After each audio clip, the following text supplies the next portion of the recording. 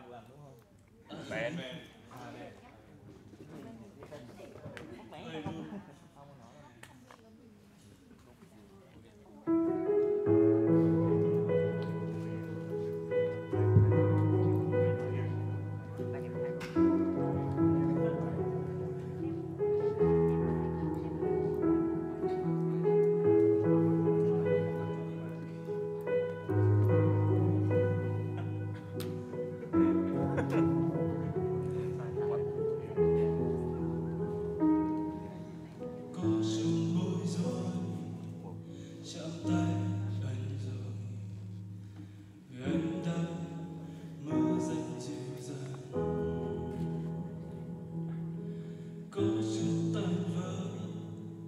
chạm môi anh rồi vì em yêu chiều môi ghé thôi có chút thương nhớ làm môi nhẹ nhàng khi em im say trong giấc và có chút yêu dấu chỉ là mơ mộng thôi vì anh luôn mong được có người nói yêu anh đi, người nói thương anh đi, để cho con tim này đừng ngóng trông hàng ngày.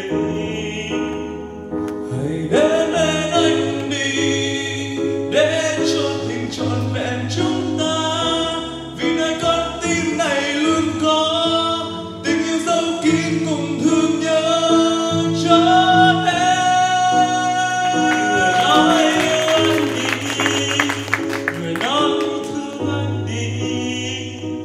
Để cho con tim này đừng ngóng trông hàng ngày. Hãy đến bên anh đi, để cho tình trọn vẹn chúng ta, vì nơi con tim này luôn có tình yêu dấu kín cùng thương nhớ cho em.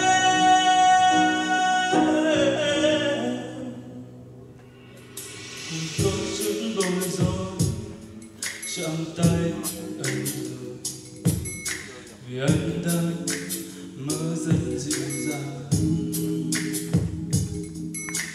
có chút tan vỡ chạm môi anh rồi vì anh yêu chiều mùa tháng thôi,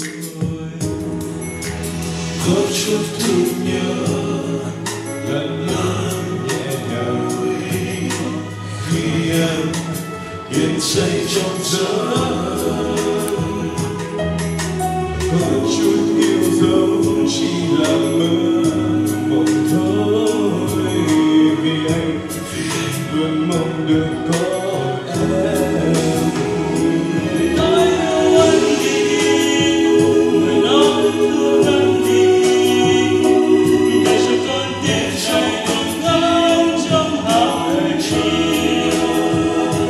Đến bên anh đi, để cho tình trọn vẹn chúng ta, vì nơi con tim này luôn có tình yêu dấu kín cùng thương nhớ cho em. Người nói yêu anh đi, người nói thương anh đi, để cho con tim này đừng ngóng trông hàng ngày.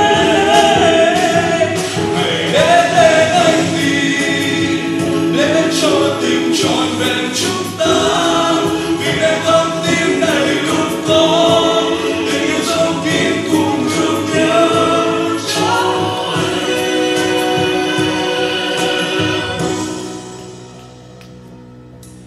Có chút bối rối, có chút tan vỡ, có chút thương nhớ tên ai. Người hãy đến bên anh